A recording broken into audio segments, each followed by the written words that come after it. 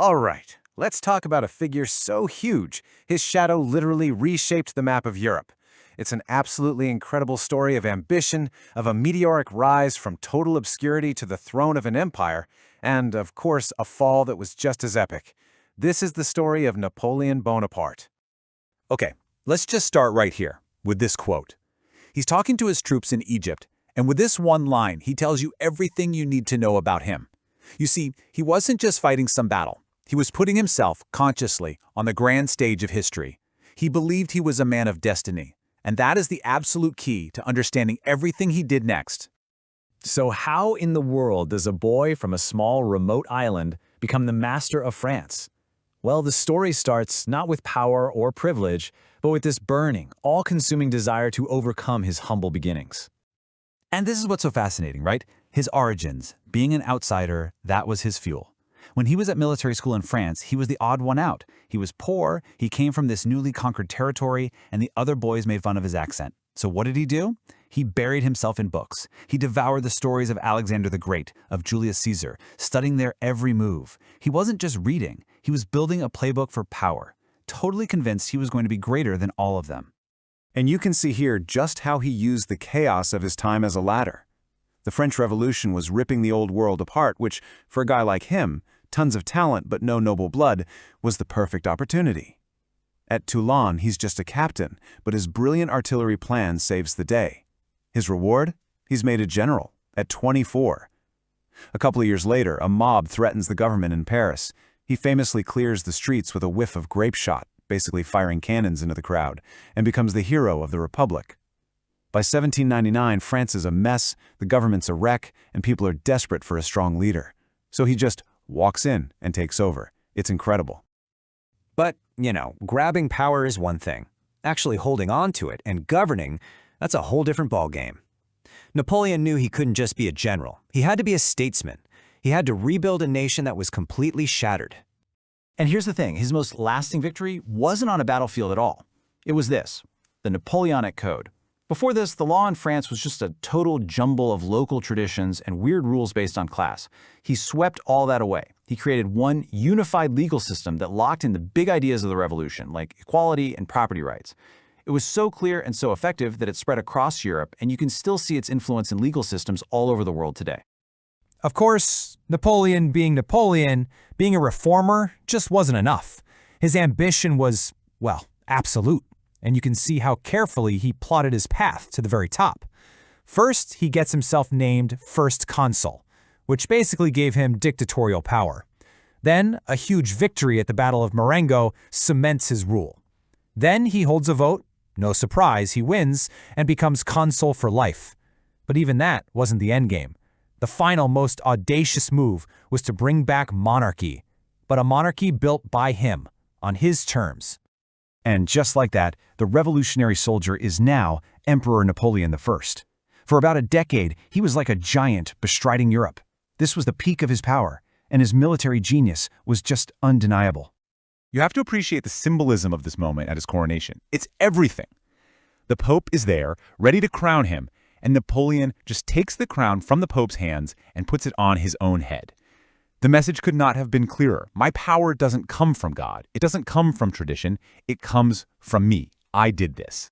If you have to boil down Napoleon the General to a single moment, this is it. 1805, the Battle of Austerlitz. It's often called the Battle of the Three Emperors.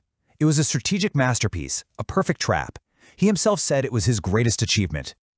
So how did he keep winning? Well, this was his whole philosophy of war. It was all about speed and overwhelming force. While other armies were slow and clunky, he marched his men at incredible speeds.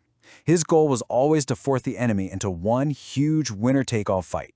He'd find a weak point in their line, punch through with everything he had, and just annihilate them in a single day. It was this doctrine that let him conquer almost all of Europe. And this was the result of all those victories. After crushing pretty much everyone else, he meets the Tsar of Russia on a raft in the middle of a river, and they basically just carve up Europe between them. At this point in time, his power was total. He was, without a doubt, the master of the continent. But, when you're standing on top of the world, there's really only one way to go, and that's down. For Napoleon, the empire started to crack because of two massive, catastrophic mistakes. And these were the two fronts that ultimately destroyed him. On one hand, you have Spain. He got his army stuck in this vicious guerrilla war. They called it the Spanish Ulcer, that just dragged on and on, bleeding him of men and money. It was a slow drain. And then you have Russia, a single insane gamble to bring the Tsar to heel. This wasn't a slow drain. This was a sudden, fatal wound. Just look at these numbers. They're almost hard to believe. He marches into Russia with his Grand Armée, the biggest army Europe had ever seen, over 500,000 men. He limped back with maybe 30,000 soldiers who could still fight. His army, the very thing his empire was built on, was just gone. The retreat from Moscow is one of the true horrors of military history. It wasn't just a military loss, it was the total disintegration of an army. Soldiers were freezing to death, starving, discipline completely vanished. It was an absolute apocalypse on ice. So after the disaster in Russia, everyone could smell blood in the water. The nations of Europe, the ones he had conquered, they all sensed he was weak, and they rose up together in one last great coalition to finally bring him down. And the end came so fast. He's beaten by this massive allied army at Leipzig. The next year, his enemies march into Paris, and he's forced to give up his throne. They exile him to the little island of Elba. But then, and you have to admire the nerve, he escapes. He lands back in France, raises another army, and makes one last desperate gamble. We call it the 100 Days, and it all ended for good on the muddy fields of Waterloo. This time, they weren't taking any chances. They sent him to St. Helena, literally one of the most remote islands on the planet, a volcanic rock in the middle of nowhere. And it was there, as a prisoner, that Napoleon fought his last battle, not with cannons, but with words. He spent his final years dictating his memoirs, shaping his own myth for history. He died when he was only 51. And even in death, the controversy continues. The official story is that he died of stomach cancer, but for 200 years, people have argued that he was actually poisoned with arsenic. It's just one last layer of mystery to the whole legend. So in the end, who was he?